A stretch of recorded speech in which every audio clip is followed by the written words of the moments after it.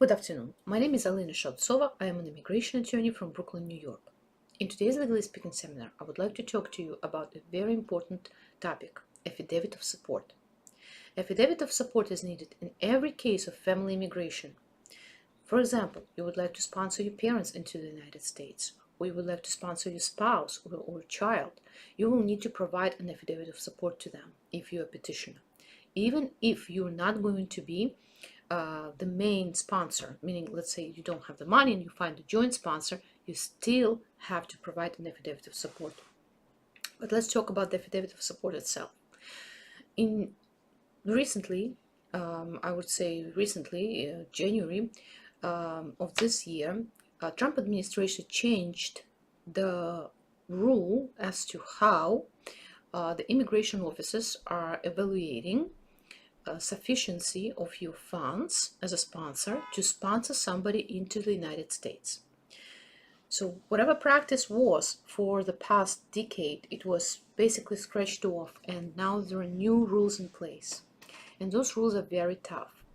Basically, the rules are saying that in addition to the affidavit of support form and proof of tax returns, what we used for a very long time, immigration officers overseas, they can look at other factors to determine if the person is likely to become a public charge if he or she is allowed to come to the United States.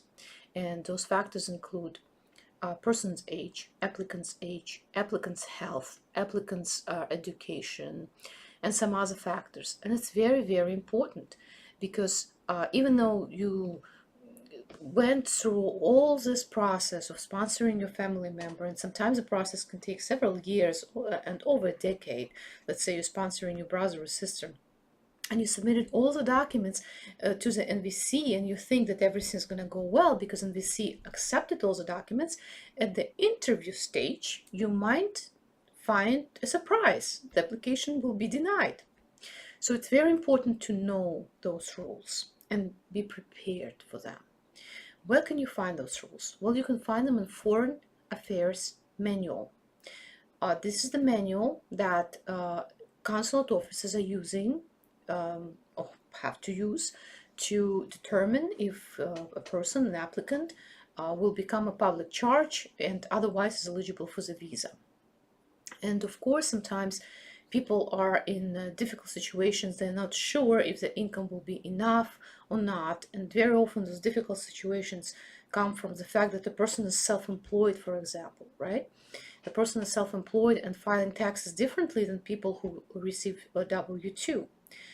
Or let's say a person is receiving SSI. Will that income be enough? Can that income be counted?